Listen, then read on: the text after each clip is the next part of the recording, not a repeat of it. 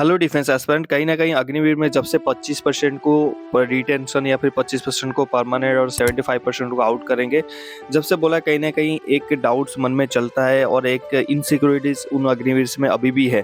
तो यहाँ पर एफ-एंड-पी पॉलिसी क्या एक पॉलिसी है जहाँ पर इंट्रोड्यूस अगर होगा, यहाँ पर ना कि गवर्नमेंट को नुकसान होगा, ना कि इंडियन आर्म्ड फोर्सेस को नुकसान होगा, ना कि वो जो कैंडिडेट है उसको भी नुकसान होगा।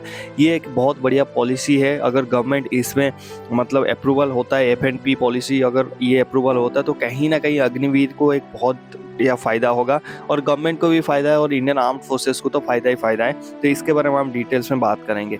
अगर अभी तक आपको नहीं पता अग्निवीर स्कीम क्या होता है, आपको पता होगा कि अग्निवीर स्कीम एक ऐसा है जिसको हम टूर ऑफ ड्यूटी के नाम से जानते हैं, जिसमें आप एक बार भर्ती होते हैं, 4 साल तक सर्विस करते हैं, जिसमें 75% कैंडिडेट आपकी वहाँ पर फौज से आपको आउट कर दिया जाएगा और 25% कैंडिडेट जो फिट कैंडिडेट या फिर बेस्ट ऑफ बेस्ट कैंडिडेट को यहाँ पर इंडक्ट वापस आर्मी में रिटेंशन कर दिया जाएगा। फर्दर वो 15 साल अपनी सर्विस करेंगे और फिर उनको पेंशन मिलेगा। जो 4 साल के बाद आप जाएंगे वहाँ पर आपको पेंशन नहीं मिलेगा।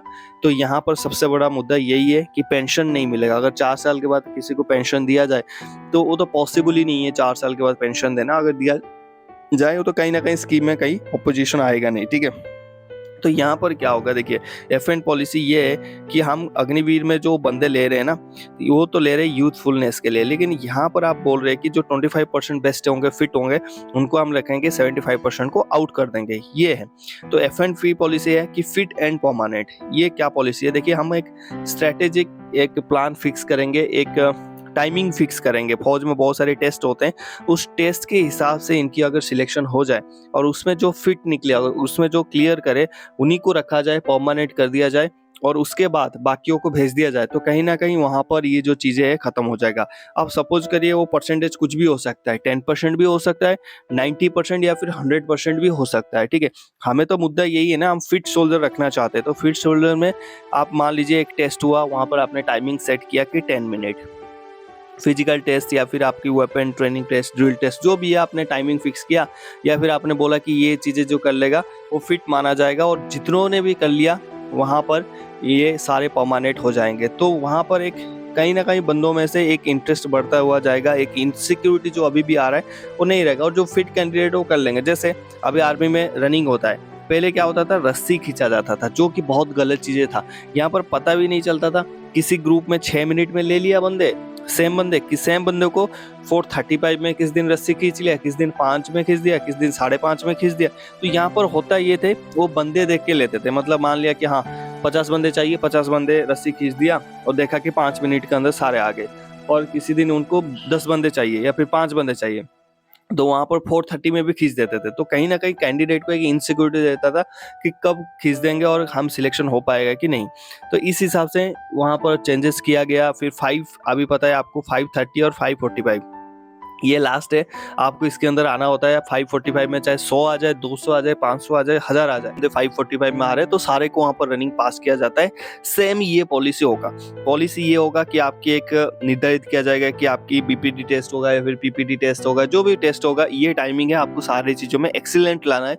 जो भी एक्सीलेंट वाले आएंगे उनको हम रखेंगे, बाकियों को भेज देंगे। अब मान लीजिए कि 2026 का बैच है, ये आउट हो जाएगा अभी कुछ दिन के बाद, तो यहाँ पर ये प्रोसेस वहां पर लग दे कि जितना फिट है उतना को रखेंगे, हम परमानेंट करेंगे, बाकी अनफिट वालों को भेज देंगे। मतलब ये नहीं कि वो अनफिट हो गए, ऐसा नहीं है। उनको जो सेंट्रल आर्म्ड पुलिस फोर्सेस में, स्टेट आर्म्ड पुलिस फोर्सेस में भेज दिया जाएगा। तो वहां पर 2026 में जैसे एक टाइमिंग सेट किया गया फिजिकल फिटनेस को लेके, जो भी उन्होंने फिक्स किया, जो भी इवेंट्स है, टाइमिंग है, सब फिक्स किया।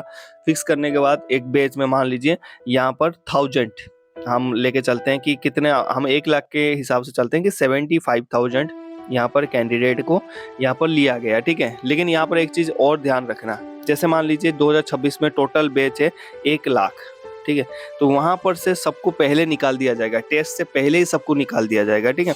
टेस्ट से पहले सबको निकाल दिया जाएगा। निकालने के बाद वहां पर पूछा जाएगा कि कौन ऐसे बंदे हैं जो वॉलंटरी आर्मी में आगे सर्विस करना चाहते हैं। तो मेरा एक्सपीरियंस आपको बता रहा हूँ और आप भी देख लेना 2026 में जब अगर आप जाएंगे फ्यूचर में या फिर आप ट्रेनिंग कर रहे हैं अग्निवीर है, आपको पता चल रहा होगा 20 से 30% ऐसे कैंडिडेट है जो आगे जाके नौकरी नहीं करेंगे, क्योंकि फौजी माहौल सबको फिट नहीं बैठता है। वो उनकी पर्सनल चॉइस है, उसमें कोई गलत बात नहीं है। अगर आपको लगता है कि हमने देश के लिए 4 साल सेवा दिया है, दैट इज एनफ यार, आप बोल सकते हैं हमने 4 साल इंडियन आर्मी में सर्व किया। जरूरी नहीं है कि 15 साल सर्व करना, जरूरी नहीं है 20 साल 25 साल सर्व एक दिन का भी हो सकता है, ठीक है। देश में अपने राइफल लेके सामने बॉर्डर पे खड़े हो गए या फिर ड्यूटी पे खड़े हो गए, तो कहीं ना कहीं वर्दी पहन लिया आपने, तो आपने देश की सेवा किया। तो उस हिसाब से 20,000 कैंडिडेट तो ऐसे हैं, 10-15,000 20,000 कैंडिडेट ऐसे हैं जो फॉर्म भरेंगे ही नहीं, वहीं से आउट हो जाएंगे। 4 साल के बाद आपने 11 लाख पकड़ेंगे और आउट हो जाएंगे, तो बच जाएंगे कुछ 80,000 के आसपास। कितना? 80,000 के आसपास वहां पर बच जाएंगे, 75 या 80,000 के आसपास। 25% तो ऐसे ही आउट हो जाएंगे, वो करेंगे ही नहीं। अब 75% से आपका सिलेक्शन होगा, ठीक है। वहां पर से एक टाइमिंग सेट किया जाएगा, उस हिसाब से हमारा जो F&P पॉलिसी है, इसके कहने का मुताबिक ये है कि आप क्या करेंगे, 75% या फिर 80% जो भी आपके 80,000 या 75,000 बच गए, तो इनको क्या कराया जाए कि इनको टेस्ट लिया जाए। अब मान लीजिए उसमें से 80,000 से 70,000 कैंडिडेट ने यहाँ पर क्वालिफाई कर लिया, तो इनका, हमारा कहने का मतलब है, अगर ये पॉलिसी लाया जाता है, अभी तक ये गवर्नमेंट से अनाउंस नहीं हुआ है, तो ये सिर्फ बात चल रहा है अभी F&P पॉलिसी का सोशल मीडिया पे।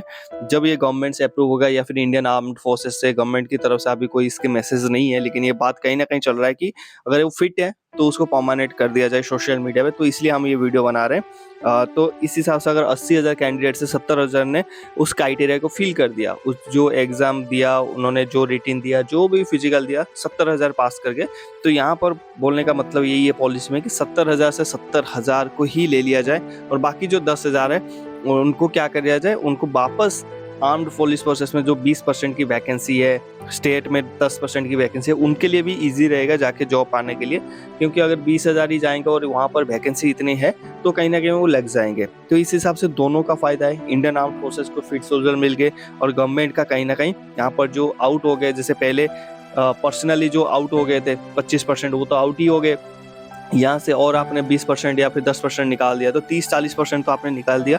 तो आपकी पेंशन का जो खर्चा है, आप डिफेंस बजट में ऐड करके हथियार खरीदना चाहते हैं, कहीं ना कहीं वो बच गया, ठीक है। और आपकी जो यूथफुलनेस है वो कंटिन्यू आगे रहेगा। तो इस हिसाब से ये स्कीम F&P बहुत अच्छा रहेगा अग्निवीर के लिए भी।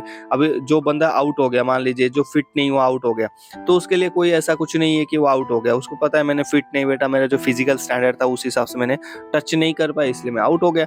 जिन्होंने टच किया वो हो गया। अभी ये किसी साल 2027 से मान लीजिए 1 लाख कैंडिडेट दिए, उसमें से जो सिर्फ 10,000 कैंडिडेट क्वालिफाई किया, तो 10,000 को रख लो, बाकी 90,000 को आउट कर लो। किसी साल अगर 80,000 रख लिया, 80,000 के आसपास क्वालिफाई कर लिया, तो 80,000 को रख लो, 20,000 को आउट कर दो। तो जिस हिसाब से जो फिट है उनको रख लीजिए, उनको परमानेंट कर दीजिए, जो बाकी अनफिट है उनको आउट कर दीजिए, बस दैट्स इट। और एक क्राइटेरिया सेट कर दीजिए, ये लेवल ऑफ एग्जामिनेशन होगा। तो ये जो पॉलिसी है, आपके क्या सोचते हैं इसके बारे में, आप नीचे कमेंट सेक्शन में बताएं। मुझे पता है बहुत सारे लोग की ये कमेंट्स आता है कि अग्निवीर स्कीम बंद हो जाए, इसको टोटली बंद करो। भाई वो तो बात अलग है, लेकिन हम एक स्कीम पे बात कर रहे हैं, प्रोसेस पे बात करें, इसके बारे में आपकी क्या राय है, डेफिनेटली इसमें कमेंट सेक्शन में लिखिए, और इसको फॉरवर्ड करिए अपने दोस्तों के साथ, उनको भी काफ़ी पता चले। और ये मैं बताना चाहूँगा वीडियो के एंड तक कि ये ना किसी आर्म्ड फोर्सेस में और ना गवर्नमेंट का ऑफिशियल से ये स्टेटमेंट अभी आया हुआ है F&P पॉलिसी का। तो इस पे बात चल रहा है अभी सोशल मीडिया, बहुत सारे वीडियोज़ है, आप जाके देख सकते हैं, कवर कर रहे हैं। इस हिसाब से आपकी जो डाउट्स था हमने क्लियर किया। मिलते हैं नेक्स्ट टॉपिक में। जय हिंद।